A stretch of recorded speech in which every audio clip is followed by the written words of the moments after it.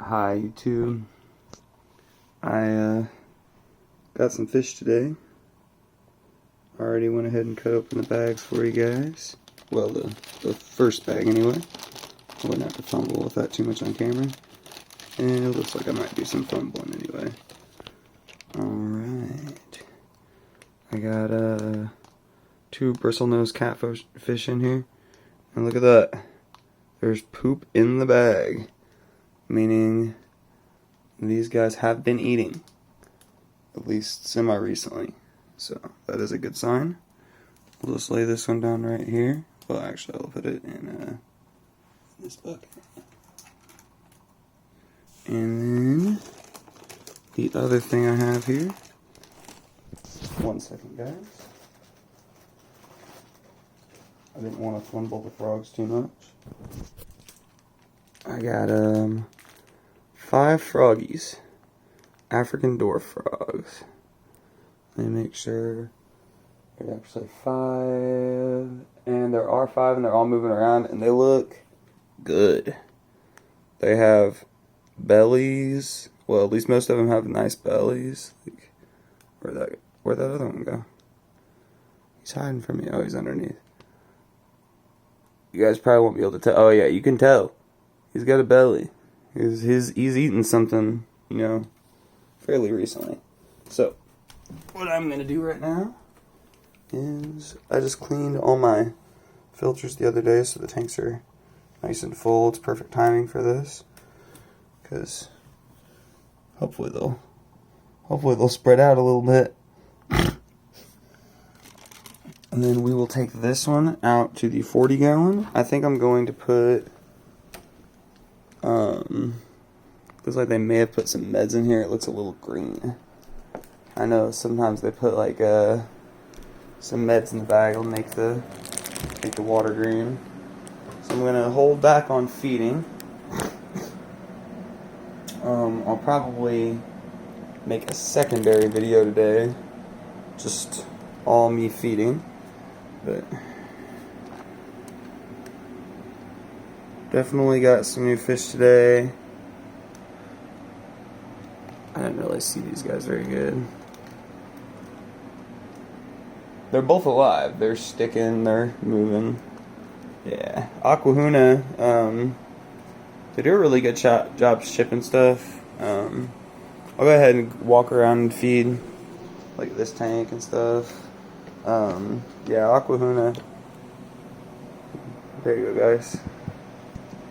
Close up of the fish right there. Oh, he's moving. Yeah, aquahuna does a really good job shipping, in my opinion. My buddy got some fish in today, some rainbow fish, and they were looking pretty good. So I think it's just that time of year right now too, where when you ship fish, they do pretty good most of the time. Like it's not like hot outside right now. I think that's what really does it more than the cold until it gets freezing. So like once it gets freezing again, then you'll have to worry about like heat packs and that kind of stuff. But like right now, I think you can just kind of like throw some fish in there, and the cold kind of makes them like hibernate. Be really chill. They don't use as much energy.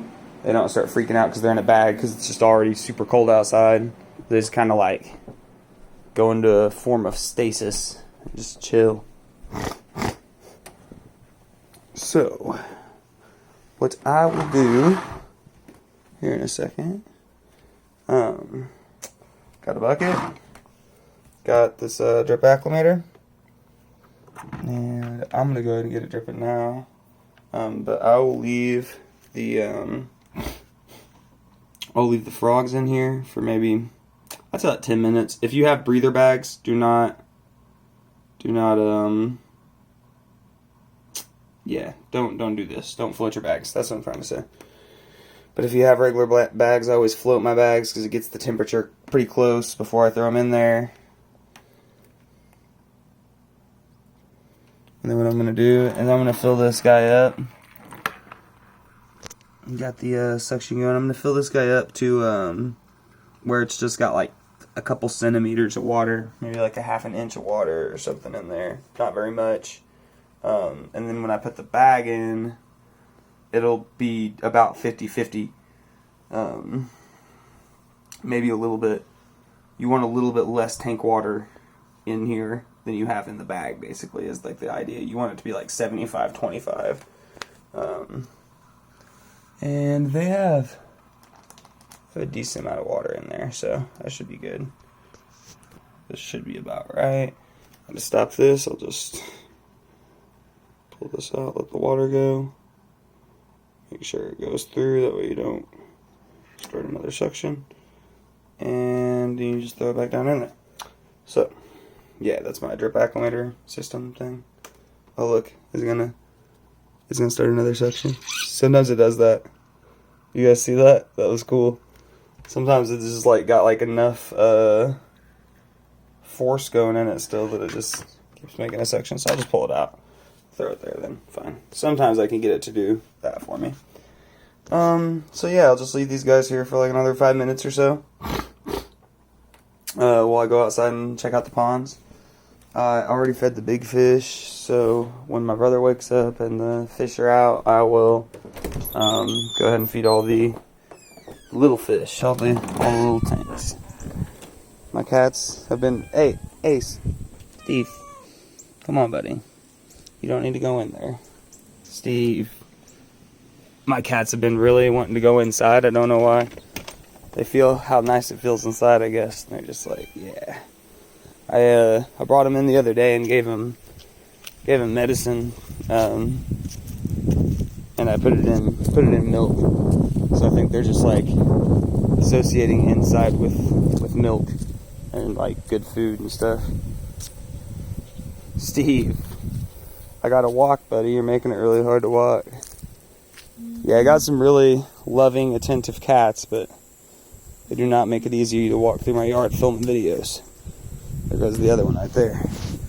So yeah, I did get nets down on these. They're still feeling pretty warm, so outside, I mean, it still feels pretty warm. So I don't think I need the greenhouse just yet anyway. I am probably going to go today and buy most of the stuff for it. I was going to make it like squarical. But now the idea is to make it like the little round hoop houses where you take the PVC and you bend it. So what we're going to do is make like a half. It's like a quarter moon, basically. It's going to start somewhere over here and like gradually curve and arch up there. And I think it's going to be about as tall as the door there. That's probably going to be our cutoff. When I measured the other day, I think that's about 7 foot, or maybe a little bit less than 7 foot. But yeah, we're going for like a 7 foot tall.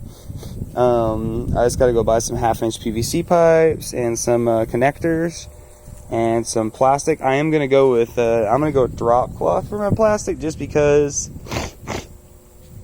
drop cloth lasts for like 6 months to a year. Maybe you can get like 2 years out of it, but my ponds aren't in like direct sunlight, so that should help it last a little bit longer.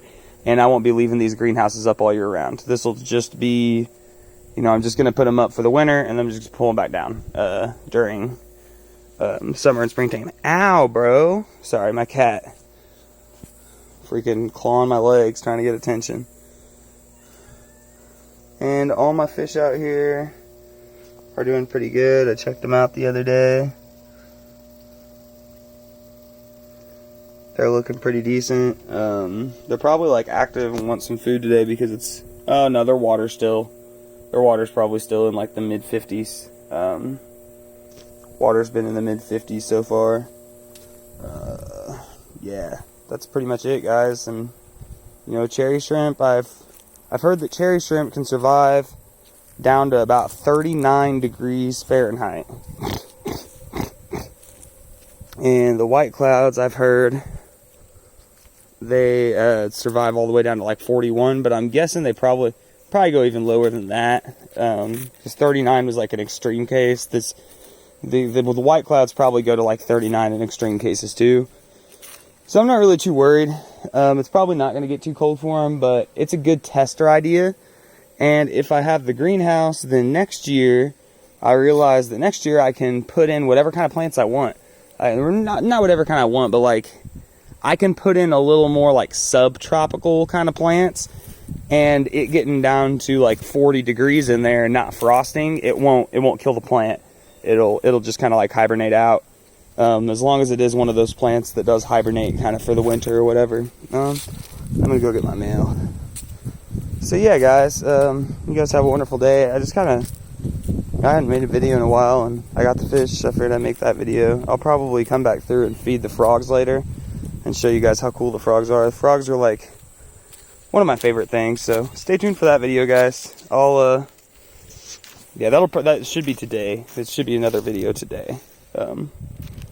Yeah, so you guys have a wonderful day, you too. Thank you.